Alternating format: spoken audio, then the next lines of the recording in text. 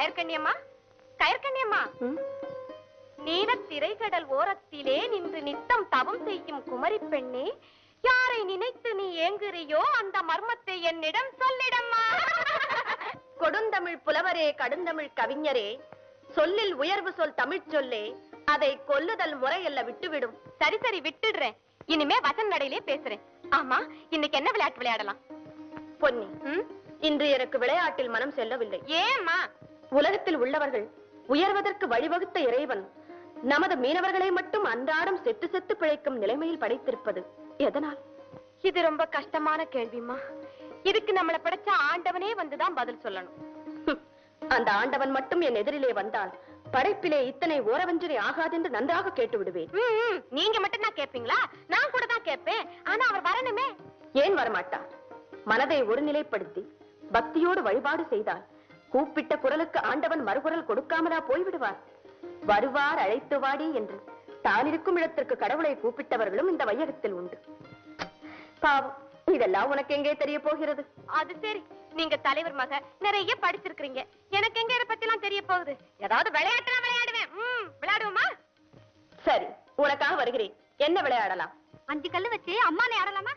அது அலுத்து போன ஆட்டம். வேண்டாம், மணல் வீடு கட்டி விளையாடுவோமா? பொன்னி, அந்த விளையாட்டு பெரிய இலக்கிய விளையாட்டு. அதற்கு அறிவு வேண்டும். அறிவா? அது வேண்டாப்பா. பூச்செண்டு கட்டி ஆடுவோமா? புளித்து போன ஆட்டம். விடுகதை? பழைய கதை. கண்ணாமூச்சி? என்ன மூச்சு? கண்ணை கட்டி விளையாடலாமாங்கிறதே குழந்தை அவ்வளவு தெளிவா சொல்லுது. சரி, ஆடலாம். ஆடலாமா? யார் கண்ணை முதல்ல கட்டுறது? நானே கட்டிக் கொள்கிறேன். அப்பா அப்பா, தல தல தல தல. கண்ணை கட்டி இன்னைக்கு பாரு.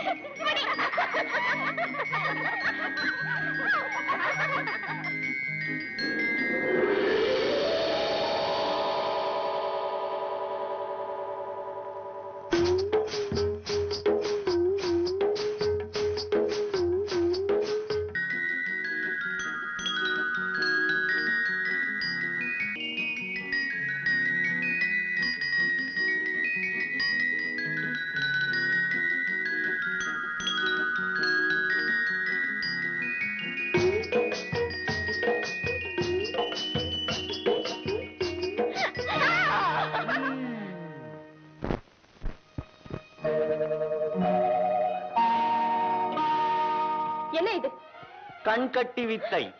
ஒரு பெண் பிள்ளை எதிரே வருவது உங்களுக்கு தெரியவில்லை? ஒரு ஆண் பிள்ளை முன்னே வருவது உனக்கு புரியவில்லை? நான் தான் கண்ணை கட்டி கொண்டிருந்தேனே. உன் கண்ணை திறந்து ஆட்கொள்ளவே நான் வந்திருக்கிறேன். யாரையா நீங்கள்? நீ யார் பெண்ணே? இந்த பகுதியில் உள்ள மீனவர் தலைவரின் மகள். பெயர்? கயற்கண்ணி. கயற்கண்ணி. அங்கேற்கண்ணி மீனாட்சி போல் அருள் வடிவமாக காட்சி அளிக்கிறாயே தேவி. என்னையா இது? ஆண்டவனே மனித வடிவில் வந்து பேசுவது போல் பேசுகிறேன். உண்மைதான், அவன் பெயர்தான் எனக்கும். சொக்கன் என்பார்கள் என்னை. எங்கே போகிறாய்? விடுங்கள் கையை. கையை விடுங்கள்.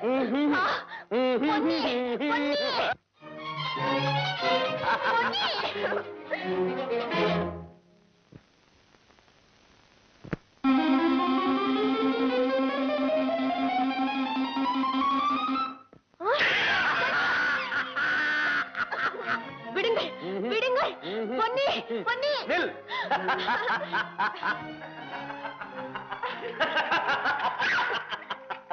ஐயா, அறிமுகம் இல்லாத ஒரு பெண்ணிடம் இப்படி நடந்து கொள்ளலாமா? நம் உறவு தெரியாமல் உளறுகிறாய்.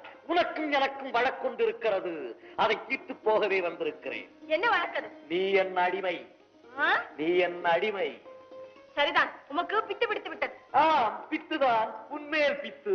அதனால்தான் பித்தா பிறை சூடி பெம்மானே அருளாளா என்று ஒரு நண்பன் என்னை பார்த்து பாடியிருக்கிறான். சரி சரி, முத்தியே விட்டது. பொன்னியும் வைகையும் காவிரியும் கங்கையும் என்னுள் அடக்கம். நீ அழைத்தால் வரமாட்டார்கள்.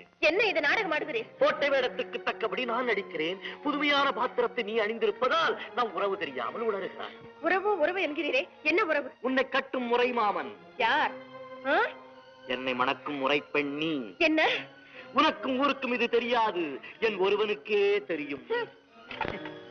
அப்படியே சொந்த பந்தம் இருந்தாலும் தன்னந்தனியாக வந்து வம்புக்கு இழுப்பதா? வம்புக்கு இழுக்கவில்லை, உன் சம்மதத்தை தான் கேட்டேன். என் சம்மதமா? ஆம், பெண்ணுக்கு சரிபாதி உரிமை கொடுத்த முதல் மனிதன் நான் தான். ஆகையால் இதிலும் உன் சம்மதத்தை முதலில் கேட்டேன். எதற்காக என் சம்மதம்? என்னை மணக்க. கண்ணால் பேசி பலனில்லை, சொல்லால் உறுதி கூற வேண்டும். ஆண்டவன் கட்டளை அதுவானால் என்னால் அதை மாற்ற முடியுமா?